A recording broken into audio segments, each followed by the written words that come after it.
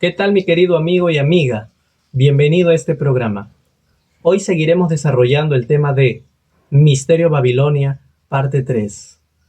En el tema pasado vimos cómo Babilonia, después de ser destruida, fue dispersada por todo el mundo, llevando consigo su idolatría y sus cultos religiosos a todas las naciones del mundo antiguo como Egipto, Medo-Persia, Grecia y extendiéndose hasta Roma. Todos estos imperios adoptaron de Babilonia sus cultos paganos como la adoración al dios Sol, que en Babilonia representaba a Nimrod, y la adoración a las imágenes de una mujer con un niño en brazos, que en Babilonia representaba a Semiramis y Tammuz. Y es bajo el dominio del Imperio Romano donde Jesús nace, muere, resucita y es llevado al cielo, con la finalidad de enviar al Espíritu Santo en el día del Pentecostés a la iglesia cristiana. Y los miembros de la iglesia cristiana fueron llamados por primera vez cristianos, según Hechos capítulo 11, versículo 25 al 26. No eran católicos, ni adventistas, pentecostales, bautistas, testigos, metodistas, luteranos, ni mormones, sino cristianos. Ahora, la palabra cristiano proviene del término Cristo, porque Cristo fue el primero en establecer la primera iglesia cristiana, según Mateo capítulo 16, versículo 15 al 18. Damos lectura. Y Jesús dijo: ¿Y vosotros, quién decís que soy yo? Respondiendo Simón Pedro dijo: Tú eres el Cristo, el Hijo del Dios viviente. Entonces le respondió Jesús: Bienaventurado eres Simón, hijo de Jonás, porque no te lo reveló carne ni sangre, sino mi Padre que está en los cielos. Y yo también te digo que tú eres Pedro, y sobre esta roca edificaré mi iglesia, y las puertas del Hades no prevalecerán contra ella. Existen dos interpretaciones de este pasaje. La primera dice que Pedro fue el que estableció la iglesia cristiana, y la segunda dice que Jesús fue el que estableció la iglesia cristiana. Pero, ¿cuál de estas dos interpretaciones es la correcta? Pues en primer lugar, necesitamos entender que Jesús no dijo: sobre ti edificaré mi iglesia, sino sobre esta roca.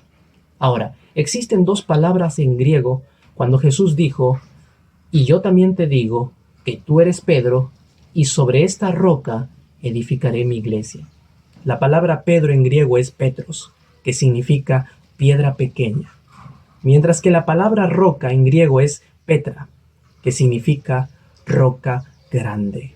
Obviamente Jesús no está hablando de la misma piedra o roca, ya que una es más pequeña que la otra. La pregunta que nos hacemos es: ¿quién es entonces la roca sobre la cual Cristo edificó su iglesia? ¿Será Pedro? Pues dejemos que la Biblia sea su propia intérprete. Leemos en Hechos capítulo 4, versículo 11. Este Jesús es la piedra reprobada por vosotros los edificadores, la cual ha venido a ser cabeza del ángulo. Jesús es la piedra del ángulo. Ahora, si Jesús es la piedra del ángulo, ¿qué se dice acerca de los miembros de la iglesia cristiana? ¿Qué son ellos?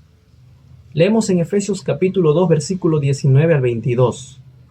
Así que ya no sois extranjeros ni advenedizos, sino conciudadanos de los santos y miembros de la familia de Dios, edificados sobre el fundamento de los apóstoles y profetas, siendo la principal piedra del ángulo Jesucristo mismo, en quien todo el edificio bien coordinado va creciendo para ser un templo santo en el Señor, en quien vosotros también sois juntamente edificados para morada de Dios en el Espíritu.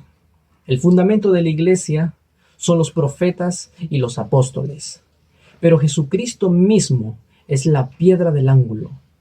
El pasaje no destaca en ningún momento a Pedro. El pasaje únicamente destaca a Jesucristo como la piedra principal donde fue edificado su iglesia. Es más, Pedro mismo enseñó esta realidad a los creyentes. En su primera carta, el capítulo 2, el versículo 6 al 7, Pedro dijo: por lo cual también contiene la Escritura: He aquí pongo en Sión la principal piedra del ángulo, escogida, preciosa, y el que creyere en él no será avergonzado. Para vosotros, pues, los que creéis, él es precioso, pero para los que no creen, la piedra que los edificadores han desechado ha venido a ser la cabeza del ángulo. Ahora, el capítulo 16, versículo 8 de Mateo termina diciendo: y las puertas del Hades no prevalecerán contra ella. ¿Acaso Pedro no prevaleció contra las puertas del Hades? Veamos 5 ejemplos. En primer lugar, solo 4 versículos después, vemos a Pedro tentando a Jesús, y Jesús llamando a Pedro Satanás, en Mateo capítulo 16, versículo 23. En segundo lugar, Pedro era un hombre temeroso, de poca fe y que dudaba, según Mateo capítulo 14, versículo 29 al 31. Pedro se durmió y no veló, y no apoyó a Jesús en oración, según Mateo capítulo 26, versículo 37 al 41.